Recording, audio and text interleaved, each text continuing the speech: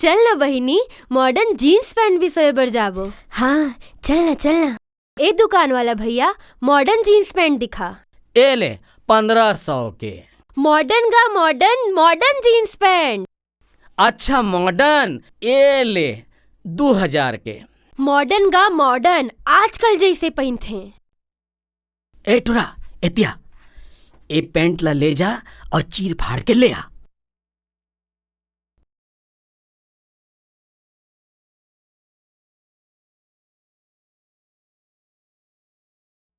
ये देख नोनी, मॉडर्न जीन्स पैंट, एकदम नवा मॉडर्न जीन्स पैंट। हाँ ये वाला कतक कहेगा? 5000।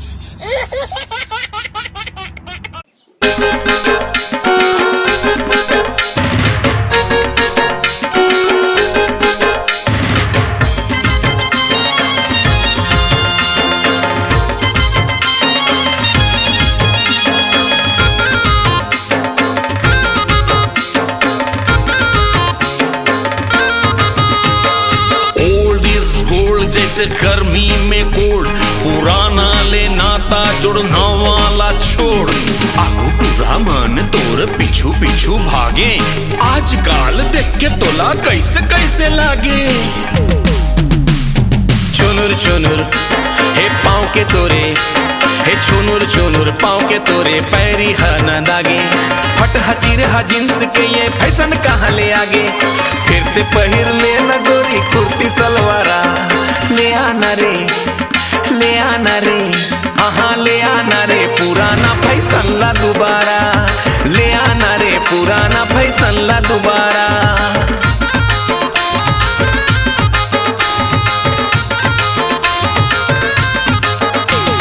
मार मार के नकल तुरा गाना ला बनाथस। जोन कती जाथो में हाँ पाछू पाछू आथस। देख के तोरे मुड़ी मोला कैसे कैसे लागे। तभे जब मोटूरी तरल गढ़िया गढ़िया भागे। करिया घना बाल सुंदर चेहरा तोर नंदागे। करिया घना बाल सुंदर चेहरा तोर नंदागे। एती चतरा ओती चतरा फैशन कहले आगे। ऐसे लगे जैसे मुड़े भरे जोंधरा। ले आना रे हाँ हाँ ले आना रे पुराना फैशन ला दोबारा। ले आना रे पुराना फैशन ला दोबारा।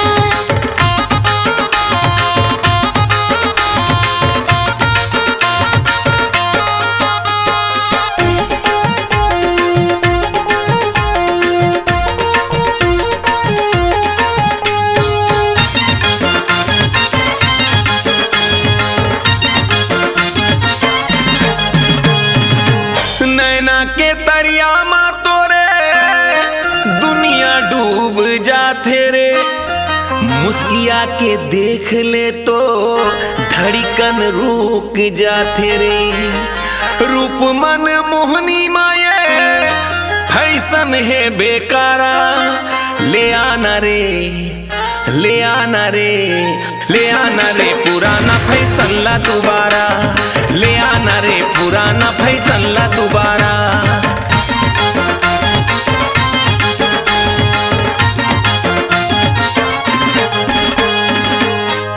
बदन गठिला सुखर सबला मोहि डरे रे।